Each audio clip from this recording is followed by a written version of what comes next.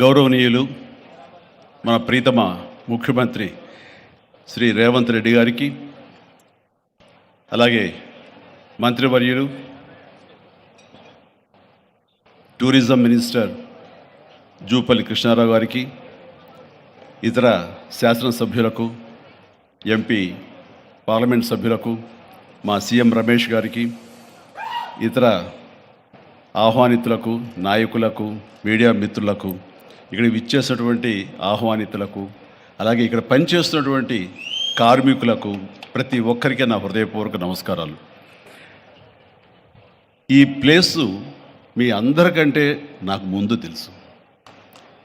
2000 సంవత్సరంలో రామ్దేవ్ ఇది ప్రారంభించినప్పుడు ఇక్కడ కొన్ని మొక్కలు పాంప్లెట్ వేసి మా ఇంటికి తీసుకొచ్చి, మీరు ఇల్లు కడుతున్నారు, ఏదైనా ఉపయోగపడుతుంది చూడండి అంటే వెంటనే ఎంత ముచ్చరేసిందంటే, ఎప్పుడో విదేశాలకు వెళ్ళినప్పుడు ఇలాంటి మొక్కలు, ఇలాంటి కళాకృతులు, ఇలాంటి అద్భుతమైనటువంటి సజీవ శిల్పాలు, జీవం ఉన్నటువంటి ఇలాంటివి చూస్తుంటే ఇలాంటివి మనం తీసుకెళ్ళిపోతే బాగుండే, వాడ షిప్లో తీసుకెళ్తే బాగుండే అని అంత టెంప్ట్ అయ్యేవాడిని. అలాంటిది ఇక్కడ హైదరాబాదులో ఈ శివారుల్లో ఒకటి లభిస్తుందంటే కనుక చాలా ఆనందంగా ఉంటుంది. రామ్దేవ్ ఫస్ట్ ఆఫ్ ఆల్ నేను కూర్చున్న చోట బయట కనపడకుండా నాకు ఏదైనా ఫెన్సింగ్ లాగా ఉండాలి, అలాంటి గుబురుగా ఉండకూడదు అంటే అక్కడ చక్కగా కొమ్మల్ని ఒక ఫెన్సింగ్ లాగా అల్లి పైన మాత్రం గ్రీన్ ఉండేలాగా పెద్ద స్క్రీన్ చేశాడు. అది ఇప్పుడు చూస్తుంటే కనుక ఎంత బాగుంటుందంటే బయట నుంచి చూసేవాళ్ళకి నేను జైల్లో ఉన్నట్టు ఉంటుంది, అన్ని కటకటాల్లాగా ఉంటుంది. అది అద్భుతమైన కళాఖండంగా నేను ఫీల్ అవుతుంటాను. అట్లాగే చాలా అద్భుతమైన చెట్లు కొన్ని మా ఇంట్లోనే పెట్టుకున్నాను. ఇవి ఎప్పుడో 2002లో 2003లోనో మా ఇంట్లో పెట్టుకున్నాను. అప్పటి నుంచి నాకు అంత ప్యాషన్. ఆ తర్వాత ప్రతి క్షణం ఈయన ఎదుగుదలను చూస్తూ వచ్చాను. ఎక్కడ నాకు ఈయన రామ్దేవ్ ఒక వ్యాపారవేత్తలా కనబడ్డాడు, ఒక కళాకారుల్లా కనబడతాడు. అందుకే నా మనసుకి అత్యంత దగ్గరగా అయ్యాడు. ఆ తర్వాత ఏదైనా వస్తే కనుక చూస్తారా మొక్కలు అంటే, ఇదివరకంటే ఏదో వేలల్లోనో లక్షల్లోనూ చెప్పేవాడు, ఇప్పుడు కోట్లలో ఉందంట కదయ్యా. ఇప్పుడు నా సంపద అంతంత మాత్రమే ఉంది, కొనలేనేమో అన్నారు. కానీ చూడండి సార్, వస్తే మీరే టెంప్ట్ అవుతారు.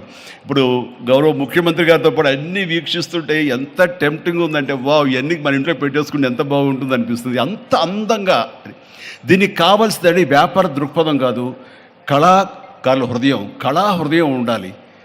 నా మటుకు నేను అతని ఒక కళాకారుడుగాను, ఒక ఆర్టిస్ట్గా చూస్తాను. నేను అంత తపన లేకపోతే, అంత ఇష్టం లేకపోతే సుదీర్ఘకాలం 24-25 ఇయర్స్ పాటు దీని మీద ఎక్స్పెరిమెంట్ చేస్తూ, ఎన్నో చోట్ల రీసెర్చ్ చేస్తూ, ఎక్కడెక్కడ ఏమేమి మొక్కలు దొరుకుతాయి, ఎక్కడెక్కడ ఈ శిలాకృతులు దొరుకుతాయి, ఆ శిలలు ఇక్కడ ఎలా తీసుకురావాలి అని దాని మీద అది దుర్భేద్యం అనుకోకుండా ఇది సాధ్యమే, ఇది మన ప్రాంతం వాళ్ళకి, మన హైదరాబాదుకి, మన స్టేట్కి అందం తీసుకొచ్చేది, మన దేశంలోనే గొప్పగా చెప్పినటువంటి గొప్ప పార్క్ అవుతుందని ఆయన మనసులో మెదిలిన ఆలోచన, ఆయన పడ్డ కష్టం, తీసుకున్న శ్రమ ఈ రోజున ఇక్కడ అద్భుతమైన కళాఖండంగా ఇన్ని ఎకరాల్లో చోటు చేసుకుందంటే కనుక నభూతో నా భవిష్యత్తు.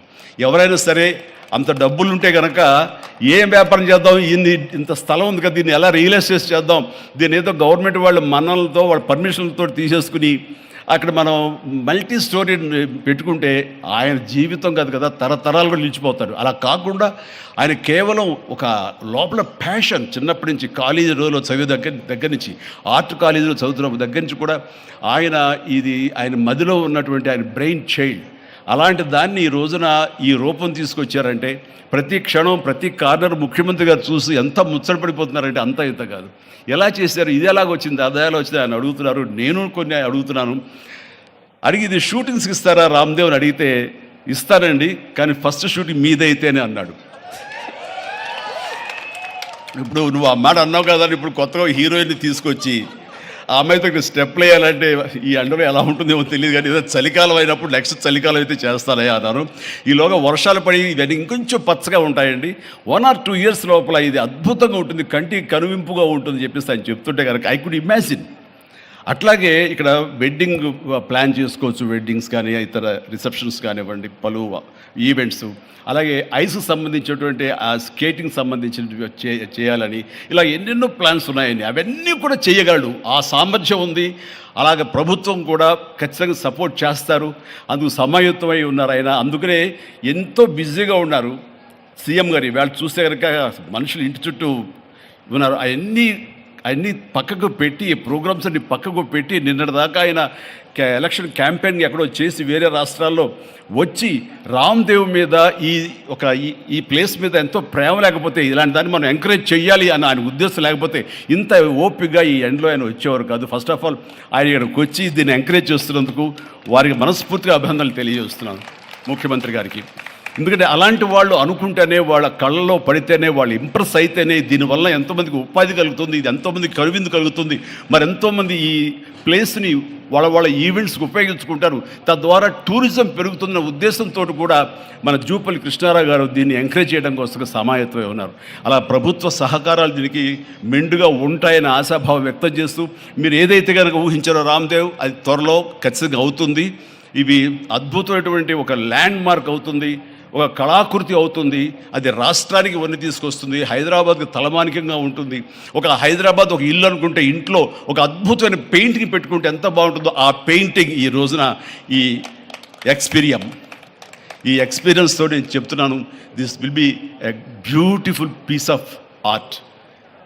అందుకని మరొకసారి వారికి నా హృదయపూర్వక ధన్యవాదాలు, అభినందనలు తెలియజేస్తూ ఈ అవకాశం వచ్చినందుకు అండ్ సీఎం గారితో నేను ఈరోజు ఈ ప్రోగ్రాంలో పాల్గొన్నందుకు నా సంతోషాన్ని తెలియజేస్తూ all the very best, God bless.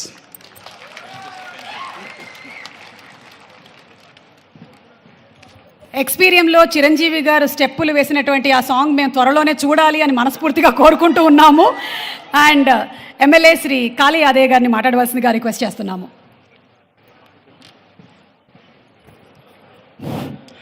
నేటి కార్యక్రమ సభాధ్యక్షులు